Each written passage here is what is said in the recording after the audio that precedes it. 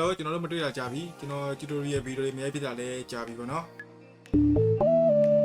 ကျွန်တော် YouTube မှာ video တွေမတင်ဖြစ်တာတော်တော်လေးကိုကြာသွားတယ်အဓိကတော့ကျွန်တော်ပျောက်သွားတာအကြောင်းရင်းနှစ်ချက်ရှိပါတယ်ပထမတစ်ခုကကျွန်တော်ရိုက်ကူးရေးတွေအရင်များပါတယ်ပြီးတော့ကျွန်တော်လက်ခံထားတဲ့ project တွေကလည်းဒီအရင်ကတော်တော်လေးများပါတယ်ပေါ့နော်အဲအားကြောင့်ကျွန်တော်မအားတာရောပြီးတော့ခီးတွေထွက်နေရတာရောအလုပ်တွေကလည်းပုံသွားတာကြောင့်ရောကျွန်တော်ဒီ video တွေအများကြီးဖြစ်ဘူးနော်ဗီဒီယိုတစ်ပုတ်တင်ဖို့ဆိုတာလည်းရန်ကြီးလွယ်ကူလာတယ်တော့မဟုတ်ဘူးအခုလိုမျိုးကျွန်တော်တို့ဗီဒီယိုရိုက်ရတယ်ပြီးရင်ကျွန်တော်အခု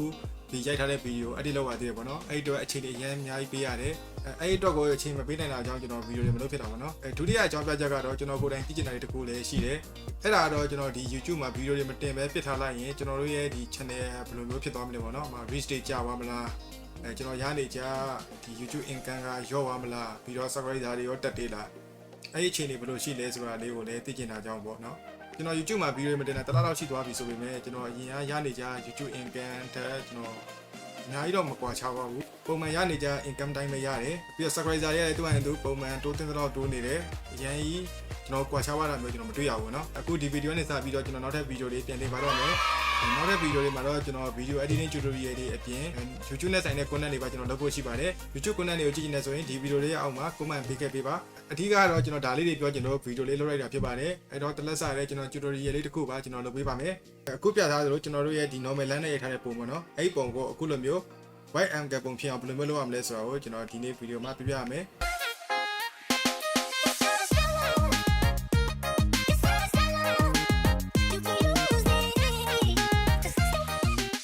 application နဲ့လုပ်တာဖြစ်တဲ့အတွက်ဖုန်းမှာပါတဲ့ ultra wide angle lens နဲ့ရိုက်လို့မျိုးထီတော့မမျောလင့်ထားစေချင်ဘူးသူ့အနေနဲ့သူကတော့မစိုးဘူးလို့ပြောလို့ရတယ်အဲ့ဒီအတွက် Prequel ဆိုတဲ့ app လေးလိုပါတယ်အဲ့ဒါ Play Store မှာရော App Store မှာရော download ရပါတယ်ပြီးတော့ Capcut နဲ့လုပ်တဲ့နည်းကိုလည်းကျွန်တော်နောက်မှပြပြပေးမယ်အခုတော့အဲ့ Prequel ဆိုတဲ့ app လေးကို download လိုက်ပါ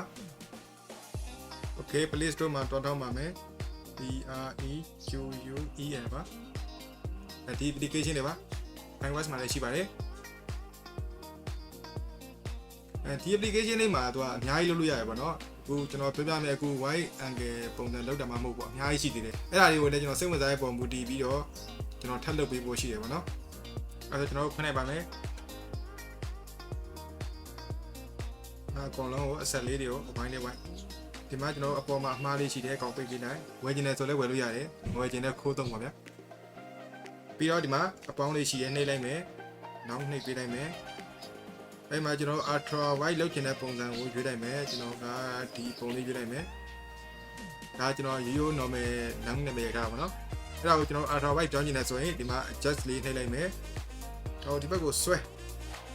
ပြောပါဒီမှာ fish eye ဆိုတဲ့ setting လေးရှိတယ်အဲ့ကောင်လေးကိုရွေးလိုက်မယ်ရွေးလိုက်ပြီးရင်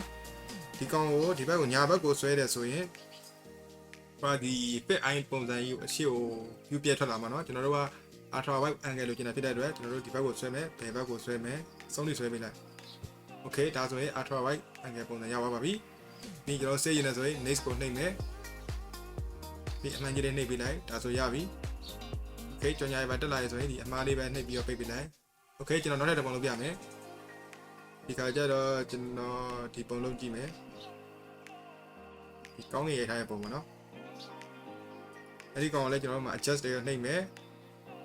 ဘယ်ဘက်ကိုဆွဲမယ်ဒီမှာ fish eye ပုံစံလေးရှိမယ်အဲဒီမှာဒီမှာအချစ်ချစ်ကဒီမှာဘယ်လိုပြောမလဲ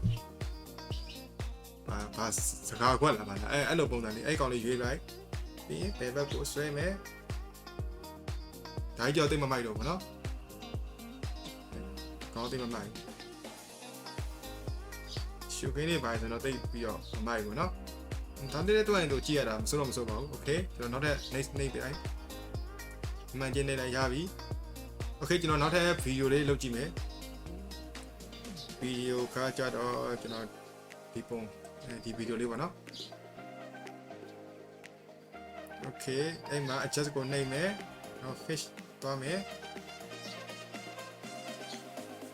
ဆွဲကြည့်တယ် Okay မိုက်တယ်so nice okay nice yes before and after လေးကြည့်ကြည့်ပါ